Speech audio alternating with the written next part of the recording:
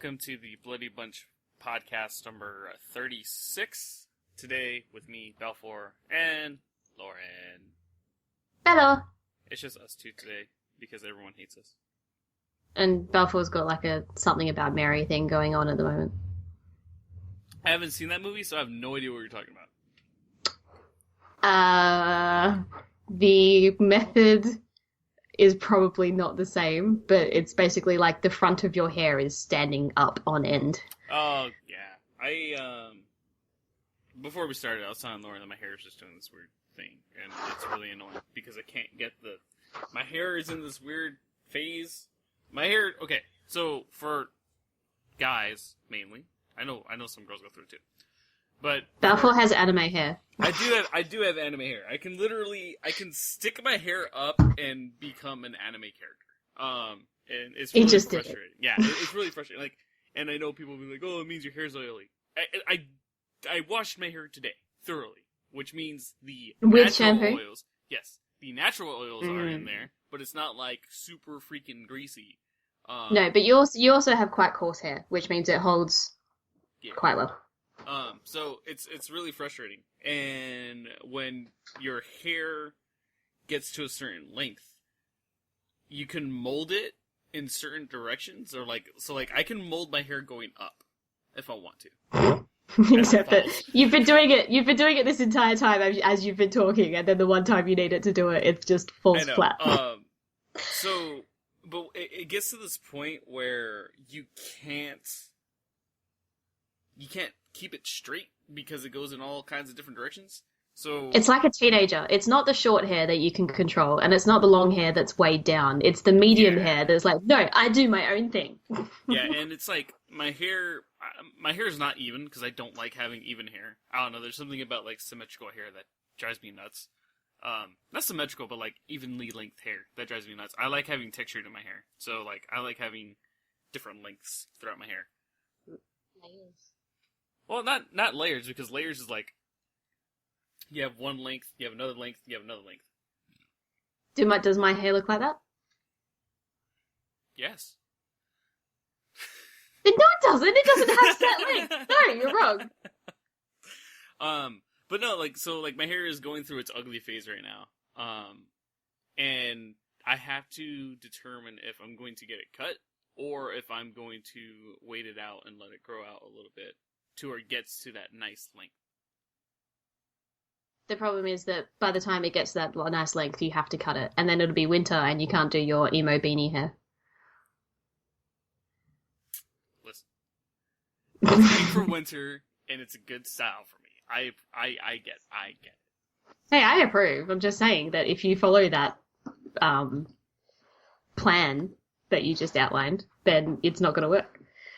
Also, my dog is really trying to say hello to me right now. I'm surprised he's not on the microphones.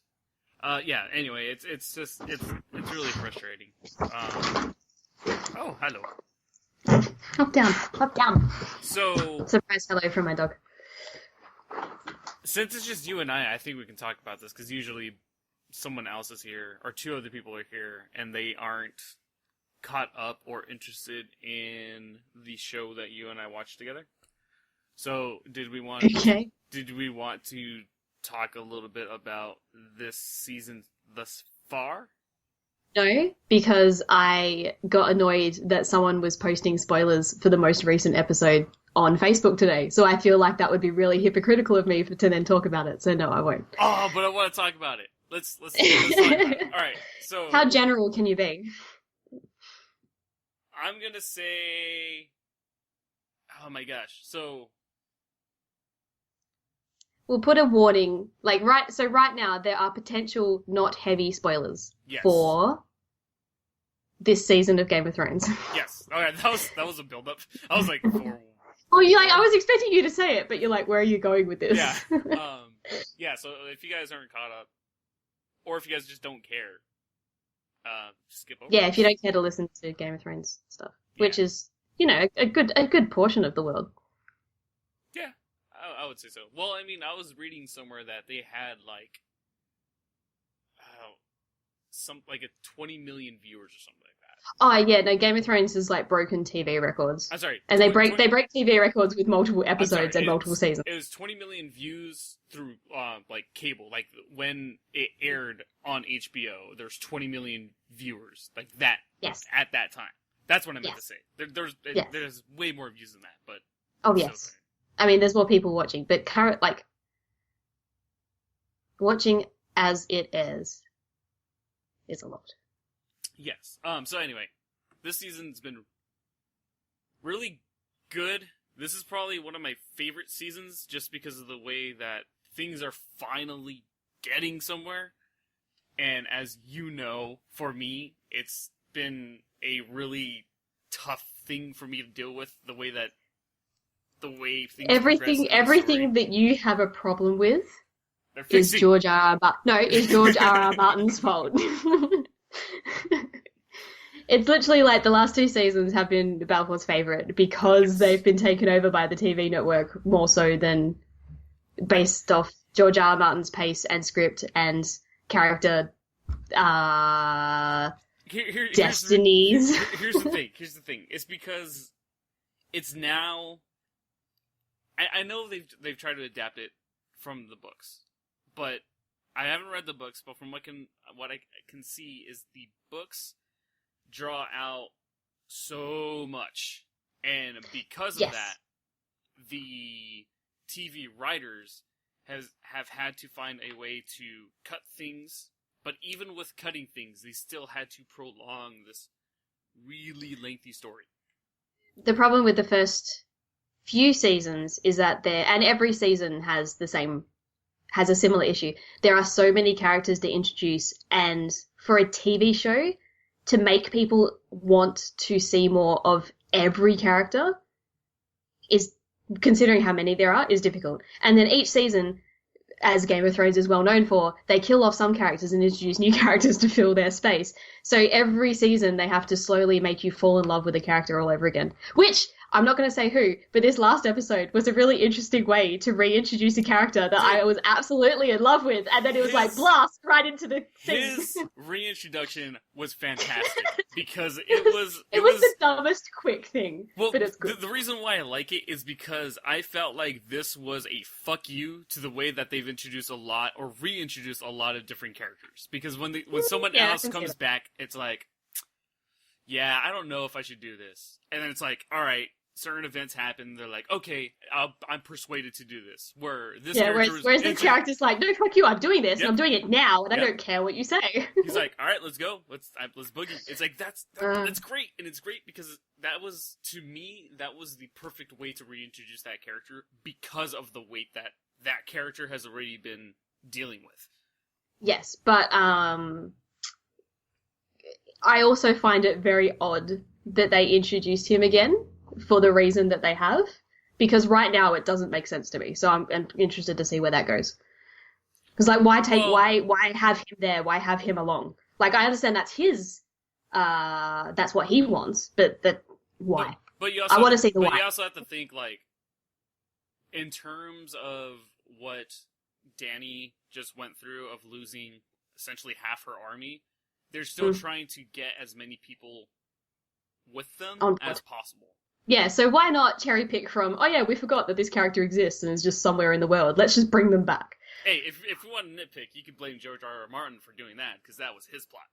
Well, not that entirely, but like he forgot but that direction. Yeah. Plus, I'm not complaining in the slightest, because like I said, he was one of my favorite characters from the first few seasons. Slightly influenced by fan theories and stuff. So yeah, it's kind of cool to see him back. Speaking of fan theories, oh my god, are they driving home one particular fan theory, which you know for a fact is my favorite, about Jon. Oh, I honestly, I can say, like, the way, I don't even think it's a theory at this point, because they threw it in your face.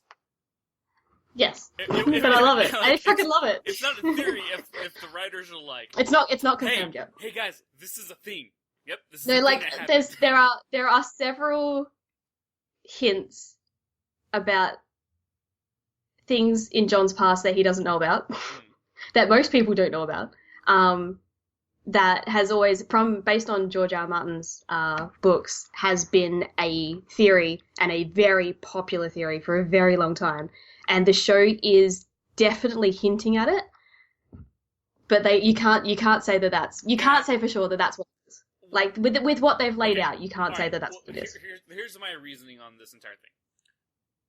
Why would they set up Bran looking into the past about that birth, about what's his what's his name? Who are you talking about? Eddard. Sean Bean. What's Sean Ned. Bean's character's? Ned. Eddard. Eddard Stark going to his sister with the birth of Jon Snow. Of Jon. Well, yeah, in theory it's Jon Snow. And her telling him that he has to keep a secret. Yes. And the theory is that the secret is that it's her child. And Gilly, this past episode, talking about the fact that she read something. Rhaegar? Yeah, that Rhaegar. Guy. Had a secret wedding right after he invaded. Yes. No, right after he stole Lyanna. In which the what's the Stag's family? The Baratheons thought that Ned Stark's sister was captured and being held. And then and Gilly read somewhere in some of dusty tomb somewhere that she that Rhaegar had a secret wedding. Yes. So the fact that they have explicitly set those scenes up, there's no way it's not true. What if it turns out to be Tyrion? Like, just a real big fuck you to the world. It's not Tyrion. Because the whole thing is that Tyrion killed... But he killed his mother and blah, blah, blah. Yeah. So, I mean, no, that's terrible wording. His mother died giving birth to him. Yes. Well, I mean, because them, I won't. Them, they thought that Tyrion is what killed him. Yes, but I won't continue perpetuating that disgusting thing that Cersei keeps saying. Because fuck her. But, yes, there's the way that things are set up for character purposes. Is that Jon is the legitimate heir of Rhaegar? So technically, which means Jon is the Daddy fucking king of Westeros. That means Daddy's his aunt. Yeah. I don't care. She's Rhaegar's sister. He's her brother. I'd pair him. Oh yeah, me too. I ship him hard. Yeah. God, they really pushed. They really pushed that in this recent episode. Oh like suddenly she saw him in a different light. We shouldn't be talking about this. Why? Spoilers. No, I mean we said that before. We said that before. I said mild spoilers. I said that I wouldn't spoil this episode because I was shitting someone else would do. Is that really spoiling anything? I mean, people can already assume that Jon and Daenerys are going to be together eventually. Oh no, they can. I wouldn't assume. No, they can theorize. The reason why I assume is because there's a lot of different things as a writer that I'm picking up on throughout the story. So I mean, they're all tropes. A lot of it is like, I wonder if this is probably. I binge watched Game of Thrones. That way I can catch up with Lauren. That way we can watch this current season. Yes. So you binge watched the first 3 seasons, and I hadn't seen the 4th season. So then we, over the course of like 3 days or something, it was like a week or something. We watched the rest of the seasons. Yeah, we watched season 4, 5, and 6. And now we're watching 7. Yes. So in terms of like things that I can remember, it's drilled into my head just because I just binge watched everything. It's so recent. So one of the things that I keep thinking about is Daenerys's blood magic chick thing that gave her a prophecy about what's his name? God, the Aquaman. Right. What's his name? About Khal Drogo. What are you talking about? So remember how like the chick says like she will never bear a child, or she can't bear a child until the son does something. I can't remember it exactly. Oh, I don't remember that at all. You keep talking about that. Let me look it up. Bless you. So, because Daenerys ended up having a miscarriage. Well, okay, so technically that was because in order to bring Khal Drogo to life, in theory, she had to give up a life. Right. She thought the life was the horse, it ended up being her son, blah, blah, blah. Well, it ended up being her son because she went into the tent, which, because she was in the vicinity, took the life of that child. And that witch that tried helping, well, quote unquote, tried helping her, ended up giving her a prophecy about her because she told her essentially that she cannot bear a child, and that Khal Drogo will come back to her. And like I can't remember exactly the wording that she says to her, but to me, I feel like the return of Khal Drogo in her eyes is going to be Jon, because she's going to find that Jon is a king, and two, a very brave and courageous warrior that wants to protect the realm in general, which is why I think he's a fantastic king. So that's one of the reasons why I feel like they will eventually end up together, because from my experience, a lot of prophecies or things that are told to characters are very, what's the word? Very, not askew, very vague. Well, I mean, that's a good prophecy is vague. Okay, so the one about Drogo was when the sun rises in the west and sets in the east, which was the most famous thing that Danny's probably said in the show. When the seas go dry and mountains blow in the wind like leaves, which I have a feeling is like it ties into the dragons, like blowing fire. When your womb quickens again and you bear a living child, then he will return and not before. So if she gets pregnant again in the show, presumably Drogo will return. But she killed him. So here, I'll think of here's another theory about that. It doesn't necessarily mean that he's going to be conscious, because if you want to throw out theories, you could say that, because didn't they just leave him to die and rot over in Essos? No, we'll say they were going to, and then she smothered him to death. So right. I think so. They just left his body over there, right? Based on based on the wording, I think if they'd left him in that vegetable state that he was in, he will return. But because she then killed him by suffocating him, then yes, you may be right in that it's not him, it's just her love. Yeah. So, yeah. That's what I'm getting at, is like, the way that she felt about Drogo, she will eventually feel about someone else. But I don't know, there's a lot of, and you and I talked about this a few nights ago, where I was just like, I have a feeling that it's going to be Jon and Daenerys on the, not necessarily the Iron Throne, just like ruling over Westeros, as like a power couple. Yeah. I mean, she seems to, alright, because apparently, fuck it, spoilers. She seems to have accepted that, at least for the moment, he's not giving up his hold as King of the North. So it makes sense if they then both become King and Queen. But I believe if he becomes King of the Seven Kingdoms, then there probably won't be a King or Queen in the North. There'll be a Warden again. Well, I mean, because my thing is, one of the things that I'm loving about Jon in Dragonstone, is that right? Mm-hmm. Yep. Is the fact that he is sidestepping the whole bend the knee thing for Daenerys, because that really bugs me. That she keeps. You understand why she's doing it, though, right? Good, but it doesn't mean that it doesn't annoy me. No, I mean, because that's been the thing that's annoyed me watching the show with you. Every single time, you absolutely hate it, but I'm like, but she has to do it. Like, you get that she has to do it.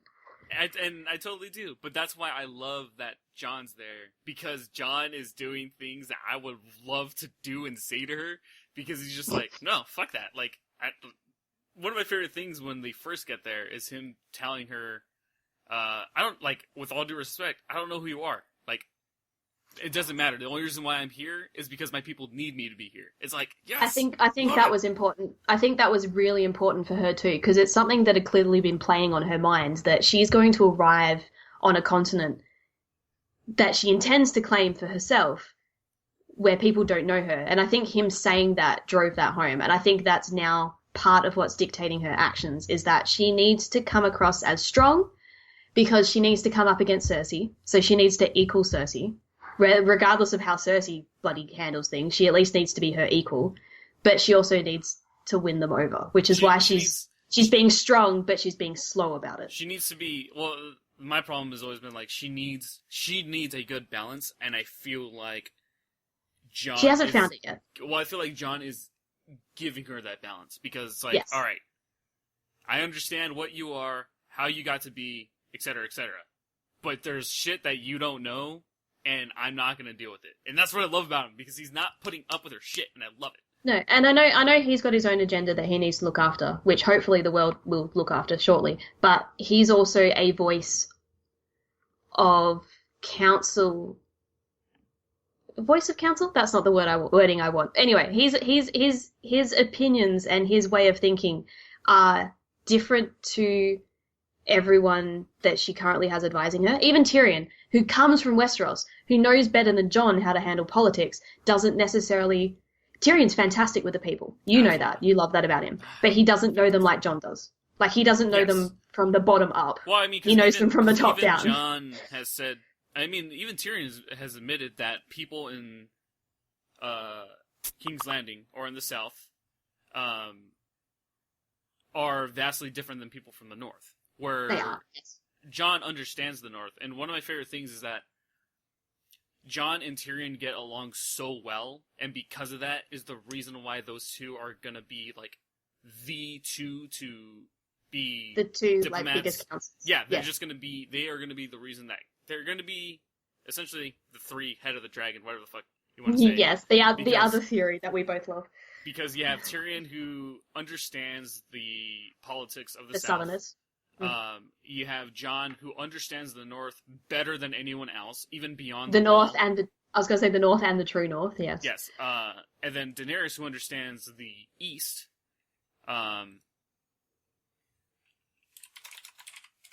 Essos. Yes. Well, I mean, that's what I meant by the East.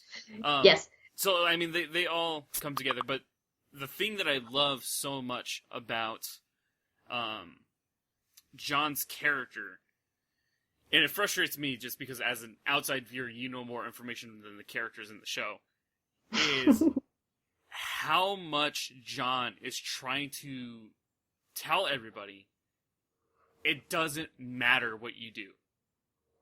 It doesn't matter what is happening because there is a greater threat right now that you all don't understand or have ever seen the impact that it's going to have on the rest of us. And Jon... But the way...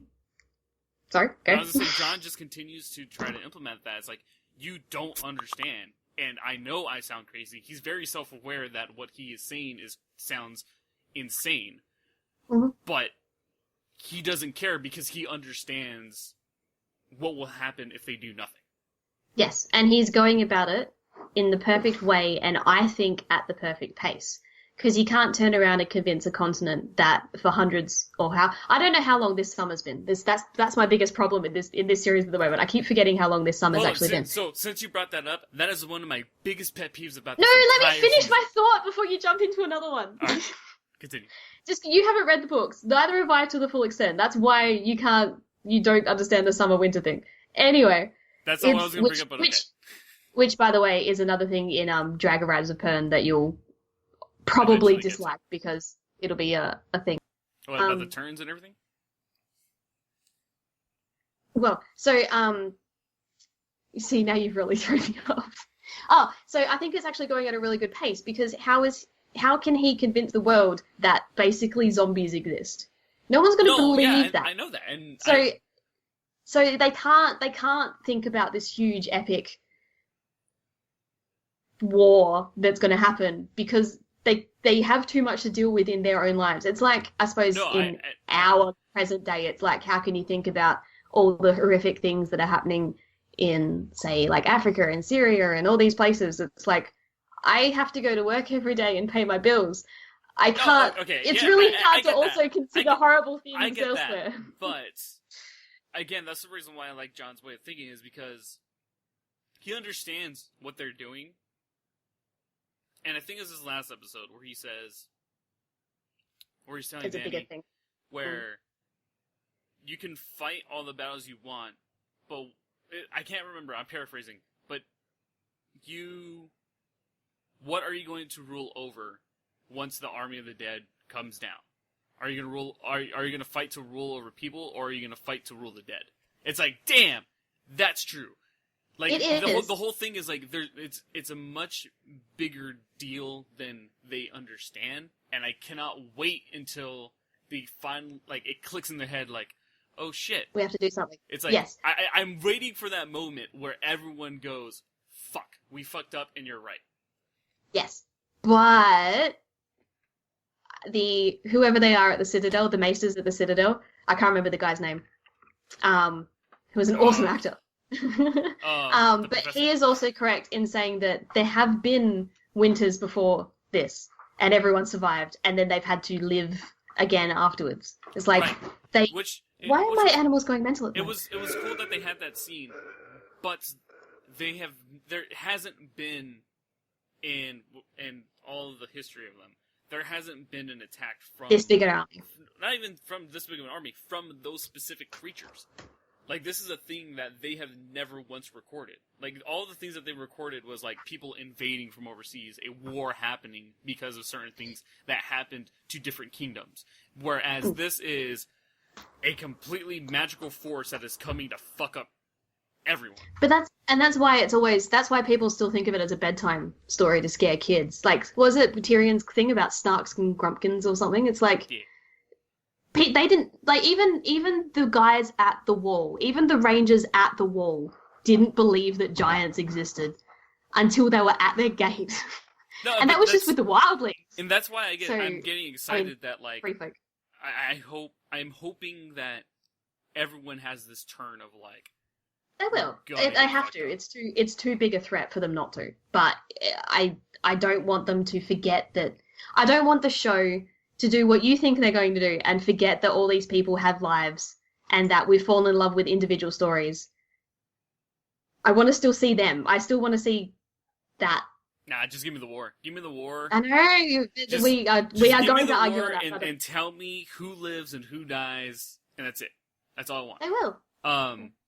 But going back, because you brought up the winter or summer thing, the thing that really pisses me off about this series is time. Like, time makes no sense as to where characters are, how it's progressing. Like, I don't, like, from season 1 to season 7, time jump. I have no fucking idea how long it's been.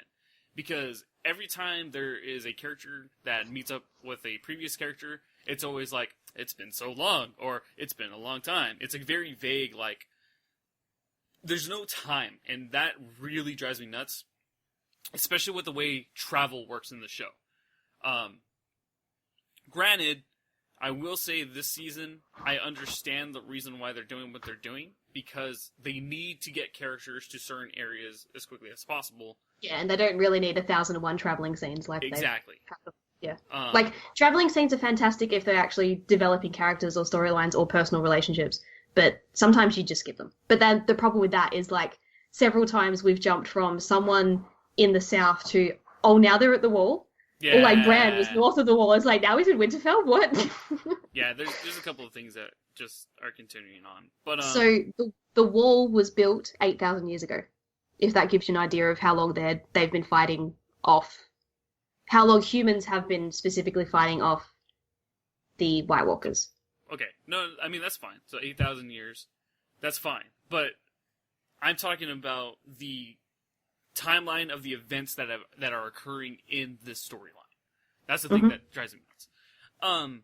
But I'm curious to see what happens next episode.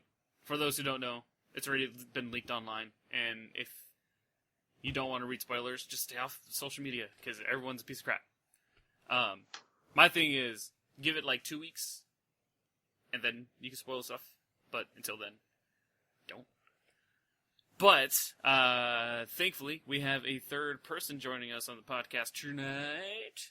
Surprise! Hi. He has made it. He is here. That is Well, I never gotten a memo, so what? I messaged everybody in Slack. I never got it. Look, right there. Anyone Also, available to record? Boom, right there. I'm not logged into Slack. Rip. Oh, Oh. wait, see that Well. explains more. But okay. But yeah, sorry. Lauren and I were just talking about Game of Thrones because we saw it last week. Things are heating up for the story finally. Things are finally paying off after vigorous viewings of each season. The green children did actually have control of the White Walkers. They didn't just create them and then they went mental. They did actually control them at some point. Is that ever explained? No. In the show? No. Buddy knew the answer. Buddy's Because- secretly a Game of Thrones fan. Not really. I pick up things here and there and go, oh, okay. I don't care, but okay.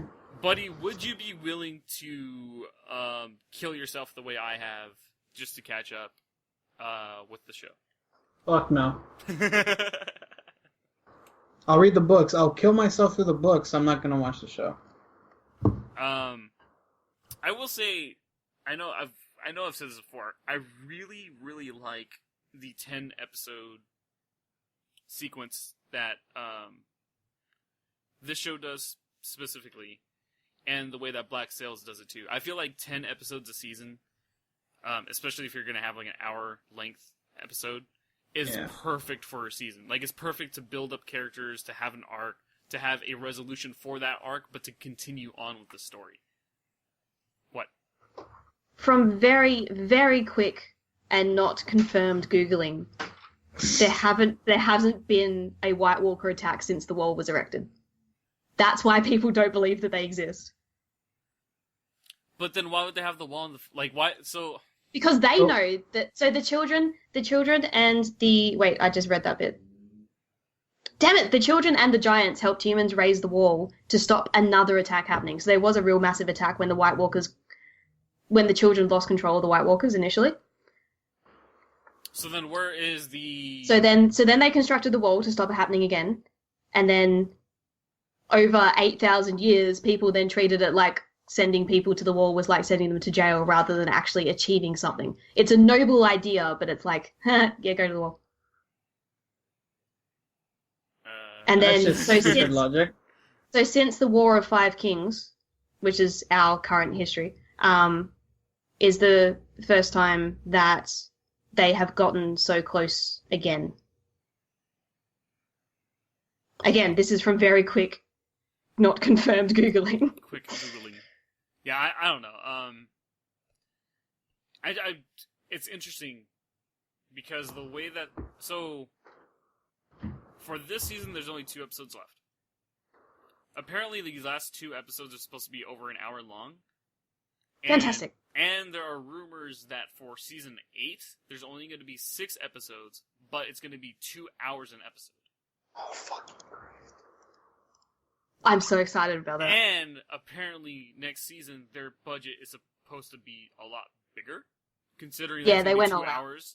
So, I'm curious from a technical standpoint what they're going to do for those episodes. I will say, buddy, although there's a lot of stuff about the show that I don't like, the cinematography, freaking amazing. I'll agree with. The costuming is gorgeous. The actors, phenomenal. It's just the pacing of the story and certain events that happen to characters for not necessarily a good reason, but just for a plot It just reason. happened. Yeah, it's really bugs me. I mean, the one that everyone knows about is Ned Stark getting his head chopped off. Yeah, Makes total sense, and it forces a war, so it's technically a really important plot point. But did he really need to die? Nah, see, that's the thing. Like, I really... The first season, I probably like more... I definitely like the first season more than I like the second season. Second season is a piece of shit. Second season sucks. Second season is the weakest season. Second season is just bad. The fourth season is where things kind of pick up. Like, because I feel like after the first season... And I'm not sure if this is the way it is in the books, but in the second season, they introduced a ton of characters that were never referenced at all in the first season. There are very important characters that should have been referenced in the first season to explain why they're doing what they're doing in the second season. Certain characters die for no reason. Makes no sense to me. I I think third season is where more interesting characters come into play, which is the reason why I liked 3 more than I liked the second season. But just the way that the story is told just puts a really bad taste in my mouth. I can go on about things that I don't like about it, but I'm trying not to. I'm trying not to bash it too much because I'm trying my best to enjoy what I enjoy about the show. And plus, right you now, are invested in it. Like even with all the bad things, it's like you still want to watch it. You still want to know what happens, and that's still a mark of a good TV show. No, absolutely. Again, I understand why people love the show, and I will say that it is a good, just production-wise, it is a good show. Oh, it's bloody beautiful. I'm not gonna say the story is good, because the story's not. That's a very broad statement. Certain stories in the main story are good, and that's the reason why I follow it, because I really like Jon Snow, and I really like Tyrion. Those are my 2 characters, and obviously they are the main characters of the plot, which is the reason why I like those characters, because they're actually doing stuff, and I wish the other minor characters would do similar things that they do, because those characters aren't super beings. Like, they're not these grand masters of stuff. They're just people. And I wish actually, if anything, they've all got their own major fault, which has held them back at some point. Exactly, and I wish that they would, whether that's their own fault or not. I wish they would put that emphasis on minor characters, because yes, as like for a main character, they have to make it through the story or whatever, but which is very difficult in this particular series. Right, well, like, that's the thing, 'cause it's like, in my mind as a storyteller, I'm trying to think of what the rules are for George R.R. Martin for writing his characters, because it's like, alright, I'm gonna bring your character up. Yeah, but we're gonna kill him in such a bogus way, like, it's just not gonna matter. It's like, okay, but then what's the point of writing that character for the small bit of information to the story? Well, because sometimes you need... Sometimes you need people to say or act in a certain way that doesn't necessarily fit your current characters, or you don't want, like, say someone has to kill someone else, but the most likely character to have done that is someone who probably wouldn't kill people. It's like, well, you can't just make him be out of character for the sake of a scene. So introduce a new character that you can kill off immediately afterwards. But if you want to do it that way, then you can have this, this internal conflict with the character. It was like, I do have to. Yeah, but then that's a whole other plot point. Yeah, but that's what builds great characters, is when you have internal conflict and they don't know what to do, and then they have to do an action, and then they have to suffer with the consequences of that action. But then you have to explain them suffering the consequences of the action with how much is already going on in this series. It's just too much. But that's the problem, though, because you're introducing so many of these characters where you're just like, yeah, this is expendable. We're just gonna write him in just because I don't want to write more for this character. It's like, man, Yeah, but would you prefer he never introduced a character like Oberyn? Do you remember who Oberyn is? Yes, because he was the highlight of that series, of that season. Of that arc. Yeah, because the only point of his character being there was to introduce the Sand Snakes. Like, that was the only reason why his character was introduced. Well, yeah, we had to have a tie to Dawn. Yeah. And that bugs me, because I wish that there would have been, like, a previous conflict in the past, which there was. I was gonna say, there's plenty. I know. So this is the thing that bugs me. It's like, there obviously was already something in the past. So what was the point of introducing Oberyn just to kill him off? To me, it irks me. And I know it was a way to, to have, like, Tyrion go through trial and then have a character fight for him. But it's like, alright, but he fought for him anyway, so he still lost. So what was the point of having that character be there in the first place? That's what pisses me off. Well, when you prolong... But you were invested in his character because you wanted him to have satisfaction for his sister. And now it doesn't matter. Because he's dead. Because there was a character that didn't need to be there. It just prolonged the plot for Tyrion. It makes no sense, and that's what makes me angry about this show. It's like, you have a plot, You're going forward, but you're going to prolong it just to prolong it. The passion that you just described that with, I want you to use that for something that you actually enjoy about it. I really, Good luck. I know, right? I really, really, really like what they've done with John. Because over the course of the seasons, you get to see John be the outcast, the one that, you know, his mom wanted nothing to do with him. I say mom, but like his, like, the chick of the woman Sean that Bean. mothered him, yes. She wanted nothing to do with him because she was jealous that Ned had a bastard. To be fair, if you had a bastard child, I'd be pretty pissed at you too, and I probably wouldn't like the child very much. Why? It's not the kid's fault. Also, that's why. It's your fault. Why are you going to condemn a kid for my actions? It's your fault, I said. Yes, it is my fault. So why are you going to condemn a kid for my actions? Because they represent something. We'll talk later. Oh cool. God! I mean, we're not having kids, so that's I mean, not going to be a problem. we're not, but it's like, why does a child have to suffer because of the actions of their father? Which is one of my favorite things that John says, is that the actions of your father should not dictate their children, or whatever. And that was one of my favorite lines from He said that about season. the Karstarks and I don't remember the other family. The other family that betrayed the Starks. But it's like, Boltons, yes. that's why I like John's character, because you get to see him from an outcast who understands being an outcast, being sent to the wall with other people who have had to suffer through. He wasn't sent to the wall, he went. He went with his own accord. You know what I mean? Yes. He It's goes an to the important wall. distinction. Everyone else gets sent there. It doesn't matter. He's going to the wall anyway. Character development. He learns shit over there. He learns about the stuff further north of the wall, which makes him wiser than anybody about the north. He brought together the wildlings, which no man has ever done before. Which makes him... It's made him more humble, too, because he understands the struggle that people have to go through in the true north, or whatever you want to call it. Mm-hmm. Bringing them past down to the wall, going through the Night Watch, pissing off the Night Watch, dying for his cause. Spoilers. If you read the book, you knew that, so yeah. Being revived, getting together everybody because everyone's like, well, this motherfucker can't die, so might as well follow him. Going down to Dragonstone. I like how that's a face recurring Kane. theme. What, he's dying? Being reborn again? They're like, things that are dead get a huge following. Yeah.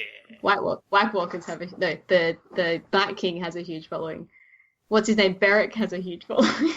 Yes, and that's another character The dead that guy. I like that. So, one of the things that pissed me off in Season 2... No, you're supposed to be talking about good things. Hold on, because you brought him up. The thing that pissed me off in Season 2 and Season 3 is in the end of Season 1, Ned Stark is like, I want you to go find the mountain, and I want you to kill him. No, not the mountain. Yeah, it was the mountain. Go find the mountain, because the mountain killed... because the mountain killed the knight when they were jousting. Or attempted... It was in a thing. Yeah. So because of that, he said, fuck it, go find the mountain and go kill him. 2 fucking seasons! You hear nothing about that character. It makes no fucking sense. And then Season 4, he comes out of nowhere. And it's just like, oh yeah, now I'm with the Brotherhood because I went on a thing and was supposed to go kill someone. Unfortunately, didn't find him, but I found the God of Light, and now I can't die. Because I have a mage. I'm sorry, not a mage. I mean, no, he can die. He can die repeatedly. Yes, he can die repeatedly, but I got a cleric. And it's like, no. There's way too much that had to have happened from point A to point B for that to happen. And that You know what? thing that made me angry. You know what's going to be cool? What's up? I wonder who's going to kill the mountain now then, since they're reintroduced and still around and still involved in the main party, apparently. Also, the mountain revived as well. Yes, more dead people. But So technically you can he's not still even- fulfill that. He's not even in the fulfill that. mountain, though. I mean, he died, which is something that I really like that happened because I loved Oberyn. Oberyn did kill the mountain.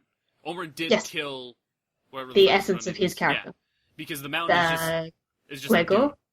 Mountain is just he's just a statue at this point. He doesn't talk, he doesn't do He's- anything. He's Gregor Clegane, and the Hound is... I love the Hound. someone. I love what they've done with the Hound Yarp. because even the first introduction to the Hound, who he was the right hand of Joffrey at the time. Archer. Um, Even my dog is you growling get at the to mention of see- Joffrey. you got to see him. Like, you can tell that he has never been a horrible man.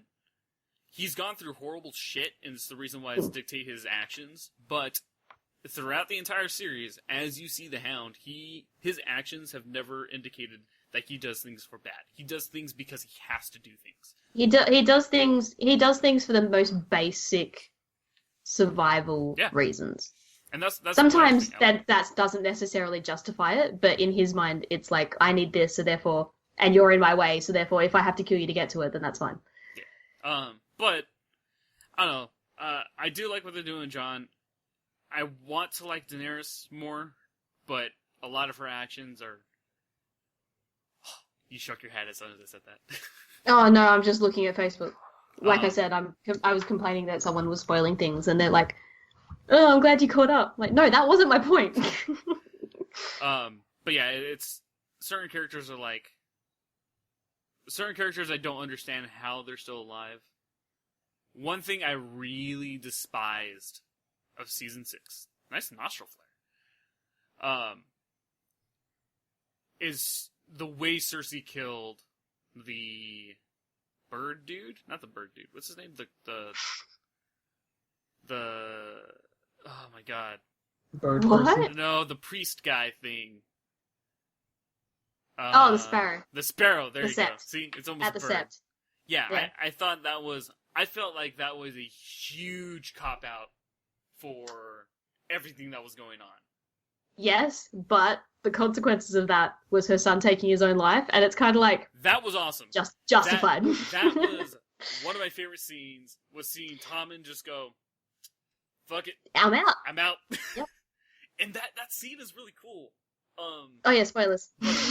I honestly think that you would love the fighting and a lot of the death that happens in the show. Because that's two of the things that I really like about the show is the fights, for the most part, other than the fact they cut 12 fucking times for a fighting sequence.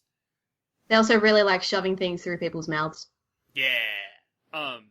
There's a lot of, like... They're not phallic, are they? Swords and spears, so yes. Yeah. Okay. I feel like you would... I have a feeling you would actually like the show more than I do. For the detail. Yeah, just there's a lot of things that as I'm watching, I'm like, buddy would like this. But Also, there's a lot of ass, and it's beautiful. oh yeah, a lot of ass. A lot You're of not an ass boobs. person? Oh. We've had this conversation many times before. There's I a don't know penis. that I have. Yeah, we were there's having a- this conversation. Really? Yeah, it was when we were doing Oh PUBG. dear, I don't remember. Oh, yes. But I will say one of my favorite episodes is the Battle of the Bastards. And for those who don't know, it's when Jon brings his followers from the north to fight against the Boltons who have taken over Winterfell. So they're trying to fight to regain their Well, I haven't. Yeah. Yes. their home. And there's 2 long shots in this series so far that I've been baffled by because of It's a how single beautiful single they are. shot. Yes. No cuts. No cuts. The first And they've one, been- the first one is at the Battle of At the Night's Watch. Yes, when the Night's they're Watch. when they're fighting the there's a wildlings? sequence. Yes, there's a sequence in which the camera goes from there's an elevator at the Night's Watch. It pans down to the elevator and it does a really long 360 shot where the camera tilts up and down, it sways to the left, and it Just goes for our to the listeners, back. he's actually acting this out at the moment, and I'm Yes. really sad that you can't see it. And it's fucking awesome because it does a full 360, and as it's doing a full 360, you see individual fights occurring. As It's individual highly fights, choreographed. as individual fights are going, you see a fight land into another fight as someone dies, and it turns all the way around. So it starts on Jon running away, following Sam as he's running up the stairs. going towards a different fight. An arrow gets Going to shot, torment. follows the shot, it goes around, and it ends up on John at the other end of the Night's Watch. Of that It is a area. beautiful shot. It is one of the most beautiful scenes I have ever seen. Just the way that And then it's this- shot and it's choreographed. The second one is basically the same thing, once again following John's movements through a battle, but they also This one's involve insane, though. horses. This one's insane, though, because this one is, like, this single shot is showing John from the back. So, like, the first shot is John facing the camera. It's like second-person shooter. Well, no, it's like, it's well, kind of. Cause so it shoots at John. John is facing towards the camera. Then John flips around, so you see his back as the fight continues forward, and you see him fighting guys left and right. You see arrows coming down as the fighting is occurring. You see horses And he's topple ducking over. and stuff. You Yeah, see and there's shields horses, and there's riderless spears. horses just running through the shot. It is insane how gorgeous that single shot is. And it's a long shot. I think that shot is like 2.5 minutes long. Would you say it's that long? I would have Yes. said like maybe 30 to 45 seconds. No, but maybe. it's not that short. There's no way it's that short. That was a really long. There is a lot happening though. It's deceiving.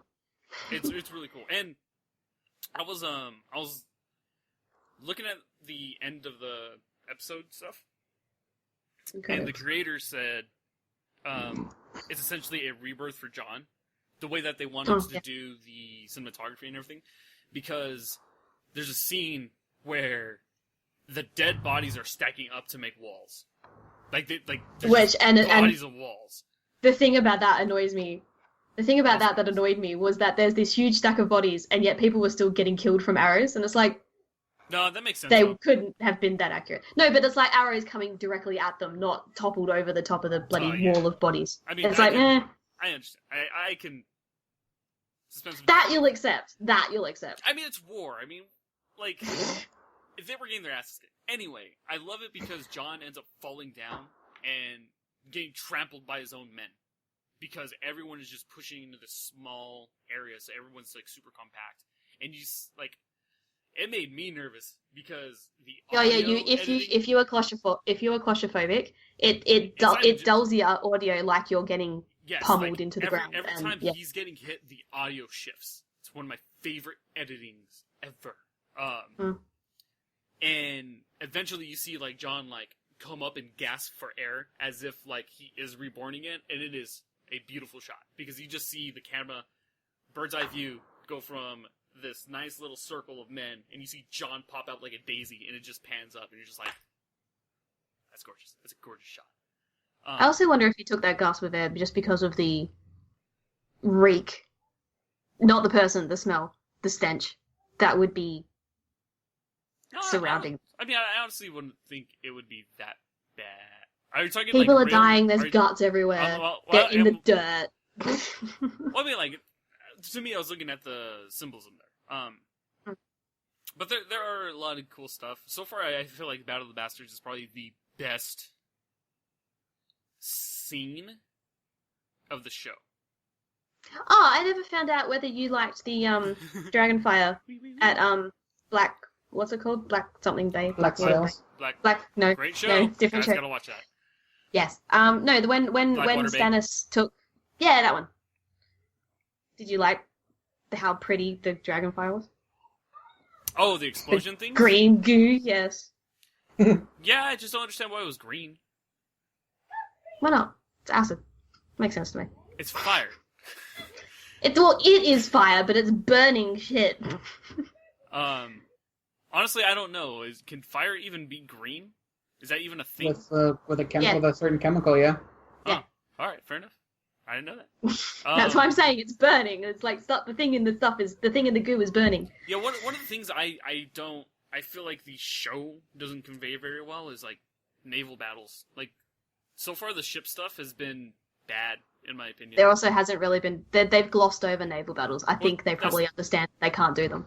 Well, see, that's the problem that I have. Is like, this is like, there's no impact for the stuff that they do. Like, I don't feel specifically what they did with Theon and Ashara. Yes. What's her name? It's Arya. It's Arya in the show. No, Yes. it's not Arya. It's whatever. It's that person. It's his sister. Who gives a shit? Anyway, I don't like what they did with that because it's like they had an army, but then out of nowhere their uncle gets 1,000 ships. Again, the timeline makes no sense, and then is able to just take him out like it's nothing. Her name's Asha. In the show, they call her Yara. There you go. So I don't know. Just it doesn't make sense to me. I'm curious to see where was it Eon, or what Eon is going to play, like how he's going to play into this, because all he is just a naval captain. Like, what are they going to do other than have the ships out on the sea? Whatever. Yeah. Well, I mean, but okay. But what? No, I've lost my thought now. But yeah, I don't know. Buddy, if you read the books, let me know what the books are. Yeah. You read the books. I'm not going to buy the books. Don't buy them. Just read them online. I mean, I've got them. Alright, I'll attempt to read them while I'm there. Attempt, quote unquote. He's gonna stare at the cover. And it's like, No, actually, he probably will, because if I don't have a hardback cover, then he won't read it. That's not true. I am reading through Dragonflight right now, and it's not hard. And how excruciating is it for you? It is painful, because I feel like I'm going to rip it. I mean, look at the book. Look how old it is. I know. And Dragon Quest, which is the next one, is worse. Look at it. It's like I'm just gonna open it and it's gonna go. Look how yellow the pages are. It's really pretty, actually. It is very pretty. I love it. But yeah, I mean, it's so far I'm liking Dragonflight. If Game of Thrones, if the first chapter gets me, I'll be good, because my thing with books is as long as I can get past the first chapter, like as long as it's vaguely interesting to me, I'll get hooked. You understand that you could barely get through the first season of the show, and the show was cut to be interesting. Right. That's what I'm saying. If I can get past the first chapter, I'll be okay. Oh, dear God. Because I've had to read... Oh, what book was it? I read the first 3 chapters of a book, and I can't remember... It was a Tom Clancy book, but I can't remember which one it was. Oh, there's many. I can't there's a billion of them. But I read through the first 3 chapters twice. And I was like, I can't. Why twice? You really wanted to get into it? Or? Yeah, I was trying to, like, I got to the third chapter, or I finished the 3rd chapter, and I was like, I feel like I'm missing something. Like, I feel like I'm missing an important character development or something. Like, not even development, just a very important part in the first 2, or I'm sorry, the first 3 chapters, and I read it, and I was like, I'm not understanding this. I can't wrap my head around what they're trying to convey. Like, I didn't understand where I was. I didn't understand what characters were which, because in that book it was like, Commander something. Yes. Shepard? No. Get out of here. But it was like, they were throwing in, like, commanders and different people, but I didn't understand where people were, and that's what was driving me nuts. She just flipping off the kids outside because they're making noise. I'm not, no, they can't see me. The blinds are closed, and I can hear them outside, and I may be flipping the bird at them, because they're in my garden. But something that really did hook me was, because I got the trilogy of Star Wars leatherback, because it feels great. He's a man of leather, if you know what I mean. The first 3 paragraphs, I was like, damn, George Lucas, you should have stuck to writing. Yeah, he's talking about something important. No, I know that. It's just, either he chose to ignore it, or just like he was too focused on the book. I was looking at my book. Okay, yeah, he good. was like, leather. It feels good. No, but so this you heard it here, ladies and gentlemen. They said it feels good. This book has has all 3 original Star Wars stories. So it has episodes 4, 5, and 6. With the first book written by George Lucas, and I think it's ghostwritten by... Hold on. Ow. Isn't that show? I'm pretty sure he had a ghostwriter for the first one, and goddamn, is it good. So the ghostwriter is good. Yes. I mean, like, the ideas and everything for episode 4 are fantastic, and I wish more of it was in the movie, but I understand why it was in the movie. For instance, in the book, you learn more about Biggs, like in the 3rd chapter. Biggs and Wedge? Nope, not Wedge, because Wedge is part of the Alliance already. But you learn more about Biggs because Biggs is he's part of the Academy, which, for those who don't know, the Academy is the Imperial Army. And as Biggs is visiting Luke, where Luke is working, because apparently he has a job in the novel, you kind of see Biggs talk to Luke about how there's a couple of people that want to defer from the Academy and join the Alliance, and et cetera, and Biggs tells him, like, it's gonna happen, and I'm gonna do it, and it's like, why the fuck was this not in the movie? Why did they not explain more about Biggs? Because his death makes way more of an impact this way. And it makes me sad that it wasn't in the movie. Rest in peace, Biggs. But so far, it's really good. I haven't been able to read all the way through it, but I'm really excited to see how Empire and Return of the Jedi are written, because those are my two favorite. Return of the Jedi, by far my favorite one. Empire Strikes Back, by far the best story. So, I'm excited to see what happens. I have a lot of books that I'm reading right now. So I'm reading through Star Wars, I'm reading through Dragonflight, I'm also finishing through The Count of Monte Cristo, and I'm in the middle of Three Musketeers. I still need to finish the Republic Commando books and the Metro book that I got. Is Republic Commando even canon anymore? Considering how the path that they went to, no. But in my heart, I still consider it canon. Well, I mean, all the EU stuff is, I mean, it's made. Like, yeah, it's not canon, but it's made. It's made, yeah. But I mean, it's like the same thing with like the Old Republic is technically not canon, but because of people still love it. Like, yeah. Yes. Or, yeah. The only thing that makes me sad, though, is, like, because I watch Rebels, and there's a lot of stuff in Rebels that I can't stand.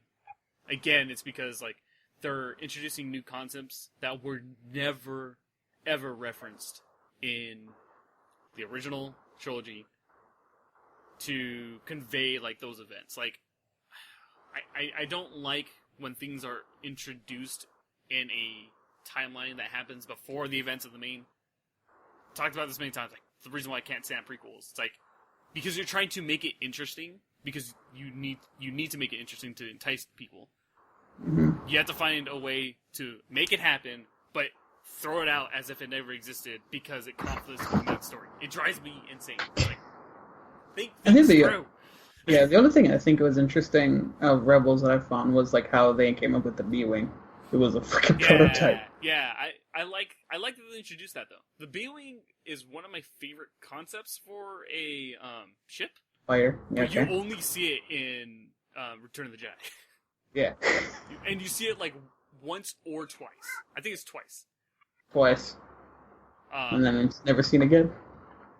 Unless you played like Rogue Squadron or something. And only on the GameCube. It was only available on the GameCube.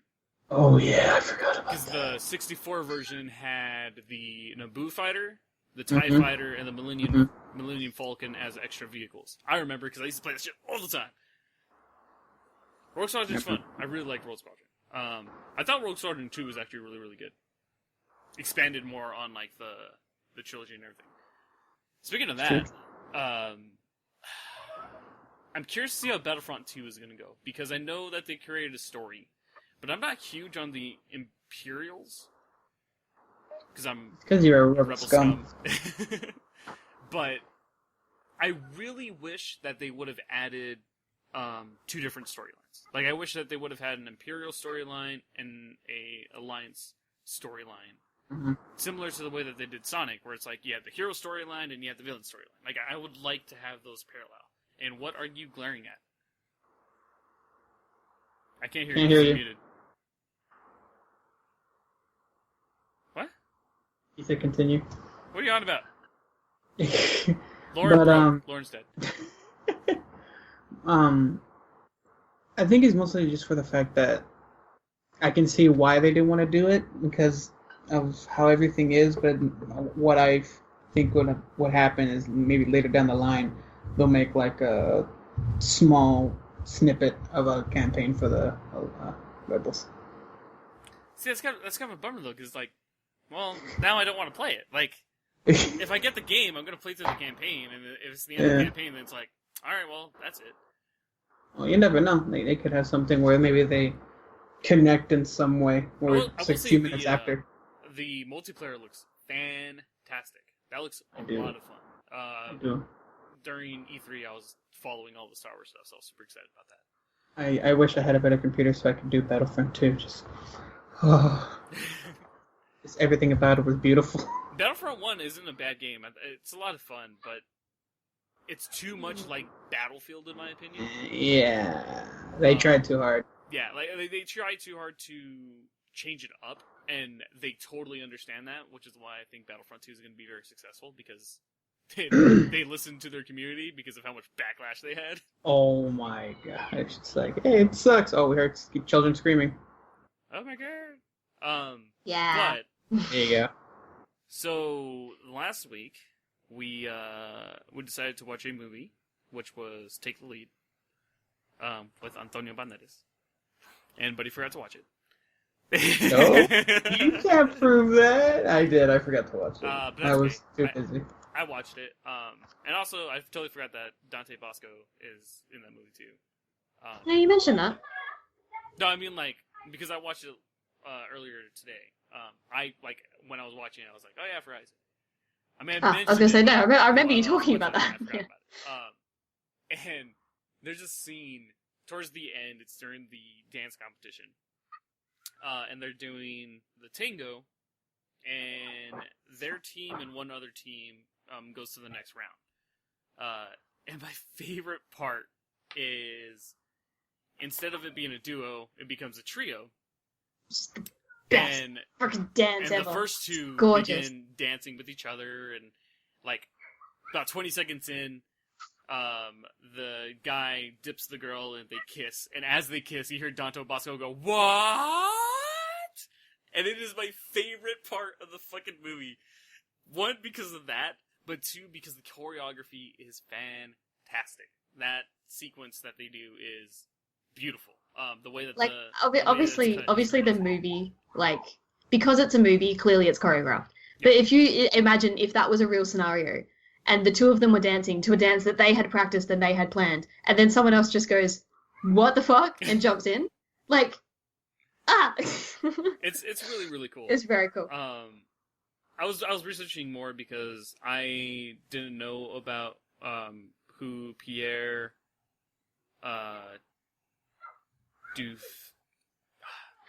it's Pierre Delphine, I think his name is. So like right after I watched the movie, like I was researching about him. Yeah, that dude is a fantastic dancer. I was looking at videos from like the early '80s of him at dance competitions and researching more about like how he goes to different schools, different universities to teach dance courses, and etc. And for those who didn't get to watch the movie, essentially. This is based on a true story about a dance teacher who went to his school to implement a new dancing class to teach struggling kids ballroom dance. That way it can enhance their essentially their social skills and their manners for society. And the movie does a really good job to convey how dance can do. Yeah, how like what dance can do for a person in general. You know, showing another person respect, trusting another individual. The big thing is like moving as one. Yes, you're working together, but you have to give up control to one person in a way. And it's really cool because the movie itself is edited, in my opinion, in a very clever way, because it introduces a older generation to a newer generation, and a newer generation to an older generation. And they both have to try to work together to understand one another, to teach each other something, to, it's a good life lesson to know where you came from, but also know to where you're going, and to try to find a middle ground for that. People always say that you need to find a middle ground for everything, and this movie does a very good and clever way of conveying that concept. They also compromise. No, absolutely, and that's the middle ground. Because isn't that, now I also didn't watch it, but I have seen it, and from memory, isn't there one scene where they try to teach him how to do his dance to their music, or they remix one of their songs or something? So there's a scene where Antonio Banderas' character walks into the detention room, and all the kids are with their cool DJ set, scratching shit and MP4. I was gonna say beatbox, but it's a bit more advanced than that. And they're listening to their music, and he's looking at them dance, and they're having a good old time, and then they get a little worried. And one of the guys comes up and he's just like, hey, we found a way to essentially take the exact same rhythm from one of your waltz songs and add it to another beat or song that we know, and, now we can groove to the way that we want to groove it to. They show him, and he's like, oh, this is clever, here's this CD with this artist, try to see if you can mix this together. And it's a good combination of jazz mixed with hip-hop, which I don't care for hip-hop too much, but it's easy to dance to, because it's like boom, boom, boom. I mean, it's not that, but it's a very clever scene to see the two generations mixed together and being able to create something really cool from it. But that's why I really like this movie. I think it's really good. I think it's really clever. It's like a 7 out of 10 for me. It's not a perfect movie, but it's a very enjoyable movie. It has morals. Antonio Banderas is perfect. He is a sexy man. That man is sexy. I don't care what anyone Especially watching him dance. Oh my god. But, so that was this last week's movie. So this week, we're going to stay on an Antonio Banderas kick, and we're going to go with The Legend of Zorro. Ooh, I love I was that. I was just thinking about mentioning that, saying that I fell in love with him because of that movie. So that's going to Mine was Once Upon a Time in Mexico. I think it was. I've also seen that. Is that... Hold on. Wait. Is Once Upon a Time which is the third one? where he had... Because there's three movies in that series. Because the first one was with a different actor. I can't remember his name. Mm-hmm. The second one is Desperado, which is my favorite movie. Desperado. And then the third one hasn't that got Selena? Let me find out. No, what's her name? Selma Hayek. Selma Hayek. Hot Yes. as fuck. Yes. Which one of those two, or potentially another movie, is he has his guitar case, but it's actually like a machine gun? It's one of those. It's one of those movies. It's one of those two. Because it's a series of 3, if I remember correctly. Because the first one is with a different actor, because it's directed by Guillermo del Toro, I think. Yes. I think it's Guillermo del Toro's first movie, because I think he shot it on like a $20,000 budget, which is fucking insane. And I think it's called El Mariachi, if I remember correctly. The first one is El Mariachi, and then it's Desperado, and then Once Upon a Time in Mexico. So the first one is essentially just a story about him and his wife, and essentially there's a drug thing that happens and his wife dies, which essentially you get a very quick snippet in the beginning of Desperado, which has one of the coolest intros ever, because I love the fucking song, which is called El Mariachi. So it's like a quick thing from that, and you get to see essentially this broken man exact vengeance on everyone, and it's great. It is such a great series. If you guys haven't seen it, highly recommend that. That might be... But our movie... Yeah, I'm like, that might be next week's movie, but this week is going to be The Legend of Zorro. Mask of Zorro. Is it The Mask of Zorro? Yes, you're right. The Mask of Zorro. Yes. The Legend is the second one. Sorry. The Mask of Zorro is this week's Never saw the second one. movie of the Catherine Zeta-Jones. Catherine Zeta-Jones is hot. And also, I miss her being and also pretty. Thor's dad. What's her name? What's his name? Anthony Hopkins. There you go. And who plays her dad? Bloody Oh, Don Raphael. Yeah. can't remember. I forget his name. Hold on. I'm looking it up. One of my Don't favorite mind. things about that movie, though, is like how stereotypical their mustaches are. Of course it Every is. single one of them, it's just like, boop. I love it. Don Luis. Well, Stuart Wilson. Stuart Wilson, there you Yeah. go. Fantastic. He's there's wonderful. a lot of great actors in that movie. But yeah, so this week is going to be The Mask of Zorro. It's a really good movie. What's that dance? I really hope they don't remake. Like, I hope they don't make a Zorro film. Because I don't think they need to. For, like, another 10 years. Like, give it another 10 years and then they can remake it. Because I watched the classic Zorro film a few weeks ago? Yeah.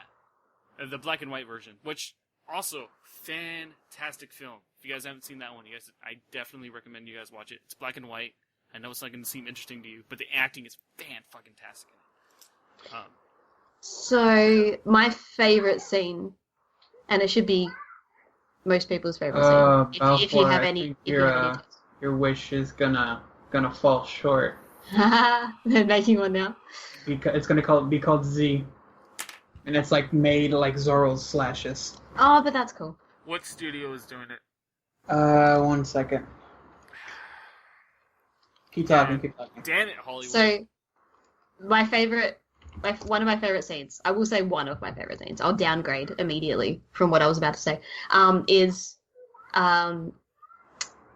when Alejandro and Esperanza dance, and I just looked up because I can never remember the name of the song, and it's a rearrangement of El Sombrero, it's either Bianco or Blanco, I can't tell.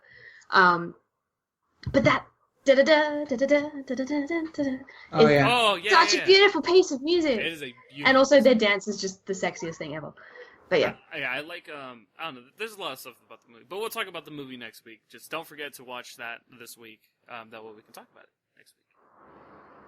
I mean, we did a pretty good job talking about it last week. That last one. Even though 2 people didn't watch. Well, yeah, but that's okay. I mean, we'll still watch it, though. Well, I'm annoyed that they're gonna make... Like, I was super excited when they... I was super excited when I saw the trailers for the remake of Three Musketeers. Because when I saw the trailer, I was like, okay, this is interesting. Like, I understand these characters. I know these characters very well. Let's see where they do with this. There's a lot of slow motion shots. I was like, Apparently okay. it's going to be released by Styx Entertainment. Interesting. I don't know who Styx Entertainment is. That's probably a good thing. But I saw Three Musketeers, and if you saw Three Musketeers, you will understand how much I fucking hate that movie. This came out in like 2011. I want to say. I mean, horrible. did you thoroughly like the one with Charlie Sheen in it? I liked it way more than this one. But did you think it was perfect? No, it is not perfect I at was all. gonna say because it's not. It wasn't perfect, but it was a good take on the characters for a modern, at that time, a modern film. Plus, Yeah. O'Connell, come on. I know, because O'Connell's wonderful. But I mean, I will say the Three Musketeers, Arthos, Parthos, and Aramis, those actors were fantastic. Like, they played their roles fucking awesome. In the newest one. Yeah. The Percy Jackson kid did not play a good D'Artagnan, and that made me very angry, because D'Artagnan's a very excellent character. Possible of playing a good anything coming Yes. from Percy Yes, Jackson? it is. Oh, okay. Well, no. But the thing that really pissed me off in this entire fucking movie. One thing? They have a Zeppelin. They have a fucking Zeppelin in this movie. Why? They have a flying fucking ship. Why? Why did someone in a storyboard meeting was like, all right, guys, so we have this bad guy. He is the right hand of the cardinal. How are we going to make him a big threat? I got it. Air balloon. Fucking ship in the sky. In a medieval time, fucking... I mean, you say that, but, Fuck you, you know, writers. Da Vinci came up with a way to make man fly, so... Well, Was it a goddamn Zeppelin ship? Technically, yes and no. Probably, yeah, actually. They've had certain drawings from Da Vinci that were supposed to be of made things for that was like... war, but he didn't Yeah. want them to be that way. He wanted them to use for certain other things, but he also just wanted paintings. Yeah, science and stuff. But it's like, okay, No, it wasn't even science. It was just he had such Well- a vivid imagination. He was like, I can design this thing. but it's like it wasn't a thing. That's the problem that I have with the movie. Yeah, I understand. I get what you It wasn't mean. a Though. thing, and that's why it made me so fucking annoyed. Orlando Bloom was okay in that movie. He was in that. What? Yeah, he plays oh fuck, I can't remember his name. He plays the eye patch guy, the guy who killed D'Artagnan's dad. Oh, really? Yeah. I Which that's not even referenced in this new movie. Like, it's not even referenced like he's the one who killed his dad, and that makes me angry. Ah. Three Musketeers is one of my favorite well, stories. then that doesn't make sense. You think? I mean, he can still be a villain without being like a villain for an extra reason, but still. Yeah, it's bad. But I mean, because it's one of my favorite stories. Because I I know mean, it is. for those who don't know, Three Musketeers actually spans. It's called the D'Artagnan saga. It spans over 5 books or 4 books. Balfour is a Alexander Dumas fanboy. I am. That man was a god at writing. I came home from my first visit to, well, the US, but to see you, and immediately bought a copy of Count of Monte Cristo because of you. It's a great story. The movie is a great movie, and it takes a lot of liberties, but I understand it because of how crazy this story is. Mm. The story of Count of Monte Cristo is, for those who don't know, it's about a prison break, and it's about vengeance. Just straight up vengeance. A lot of fucking vengeance. It's a lot of, I don't care who you are, you fucked me over, I am going to make your life a living hell. He systematically takes down all the people that put him in jail and betrayed him and did anything wrong at whatsoever in his lifetime. Even the woman that he married. It's insane. I love it. It's so good. Every word. Bless you! Anyway, I think that is it for today. This is over an hour. Yeah, that's probably enough. So thank you guys so much for listening. We hope you guys enjoyed it. Make sure to subscribe to us on Apple Podcasts and on SoundCloud. And we'll be back next week for another podcast. Maybe some more Game of Thrones or some other stuff. Don't forget to watch the movie. See you guys soon. Bye! What's there?